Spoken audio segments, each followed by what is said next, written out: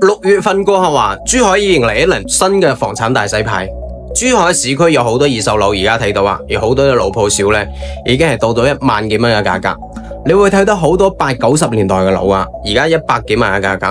呢個會一直持續到今年年底。但係買錯一層樓，多使幾廿萬嘅時代已經係徹底嚟咗。呢一輪嘅房產大洗牌呢，將會加強呢個兩極嘅分化，亦都係珠海房地產嘅最終嘅拐點。我買咗7年樓啦，喺珠海呢，從來未見過呢種市場。冇講而家房東懵啦，咁發展商都懵啦，而家珠海呢啲房產中介呢，亦都懵啦，包括買樓嘅人都懵。接落嚟喺珠海買樓真係要仔細琢磨一下，咩樓可以買，咩樓唔可以買。如果你研究唔明白嘅，呢個視頻直接話俾你知咯。接落嚟喺珠海呢5類房產一定要謹慎選擇，邊個買邊個後悔。第一類啊，就係剛需大高層入邊嘅大戶型，買嘅時候呢總價會比較高，賣嘅時候你絕對係賣唔上價嘅。呢類樓呢，你係屬於呢種剛需買唔起，改善嘅睇唔上嘅雞肋，冇市場嘅流通性，你想要賣咗嘅變現點算呢？只有一個字，難。第二類啊，就係冇學區嘅老鋪少啦，呢種產品已經係徹底咁淘汰啦，甚至乎已經係喪失呢個流通性。有學區嘅老鋪少呢，呢種價值亦都喺度弱化。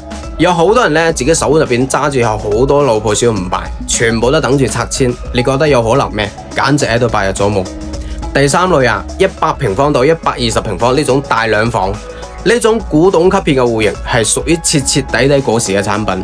除咗老人家養老勉強可以接受之外，基本上年輕人係唔會選擇呢啲戶型嘅。目前市場上基本上係冇人問津嘅存在。咁第四類啊，小產權房啦，我講過有好多次啊，小產權房唔好掂，依然會有好多人翻來覆去咁問我再講多一次咯。賣嘅時候你根本就唔好賣，亦都唔可以做貸款，只可以存款買，最後你都辦唔到房產證，亦都冇保障。更加冇所謂嘅市場參考價，賣幾多係取決於呢個買房人嘅心情。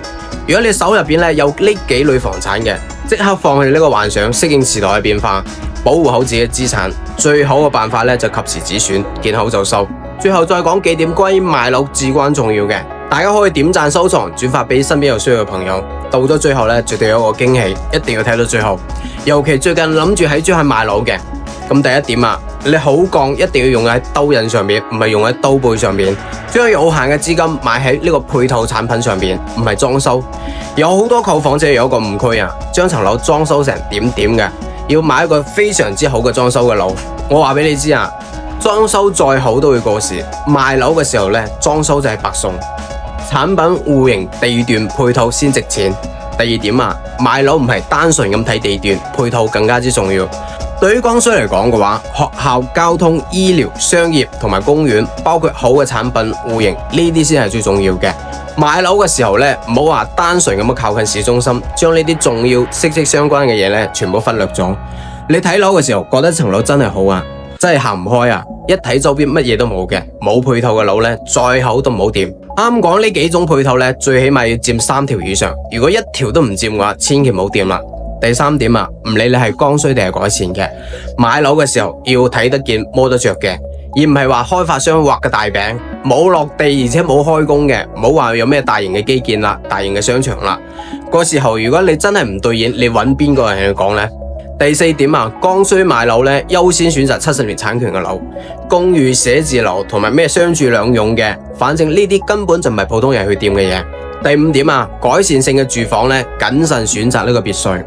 呢種人可能會比較少，珠海高淨值嘅家庭亦都比較少。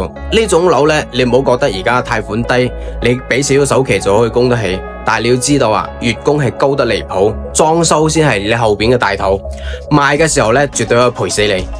同等條件下嘅話，如果你可以選擇呢個大平層，就盡量選擇呢個大平層，會更加舒服，流通性會更加好。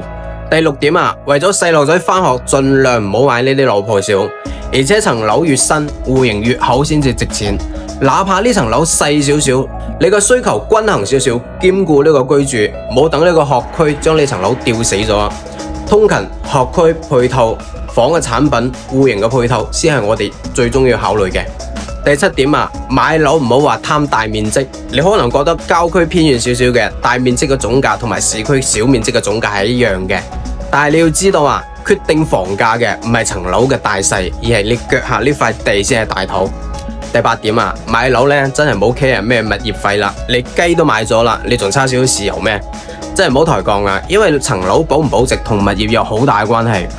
即使你物業費嘅話平咗1蚊一個平方，咁你10年呢，你都慳翻1萬蚊啫，1年呢，都係慳翻1000蚊。等你賣樓嘅時候你就知道啦，物業好嘅小區同埋物業差嘅小區嘅價差有幾大啦。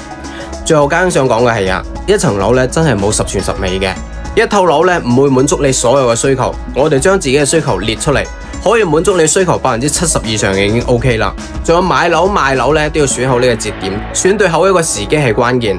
6月3後呢就係一個買新樓唔錯嘅時機，可以慳幾萬比你賺幾萬更加之容易。如果講我哋出嚟睇樓唔了解市場，點會買啱樓呢？只有你睇多咗市場信息，了解多咗，自然而然了解而家市場咩狀況，咩樓可以買，咩樓唔可以買。最後呢度為咗保障我嘅粉絲啊，我同我嘅團隊呢，使咗將近3個月嘅時間，整理咗珠海2025年下半年最新嘅購房白皮書，入面包含咗珠海市區所有板塊區域嘅價值介紹，仲有各大熱銷樓盤嘅優缺點分析，購房各種注意事項等等，都係非常實用嘅購房資料。如果你有需要嘅，可以直接右上角掃描家興嘅 WhatsApp 二維碼，後台免費領取就可以啦，免費嘅唔使錢，可以領翻去慢慢睇。買樓係大事，怕買錯，想聽真話嘅，記得關注家興呢個頻道。我做自媒體嘅初衷就係為咗打破呢個信息差，等房價更加透明，等信息更加通達，等我哋普通人唔再買錯樓。如果你認可我呢種態度嘅，俾我一次機會，俾你一次選擇。我係朱家興。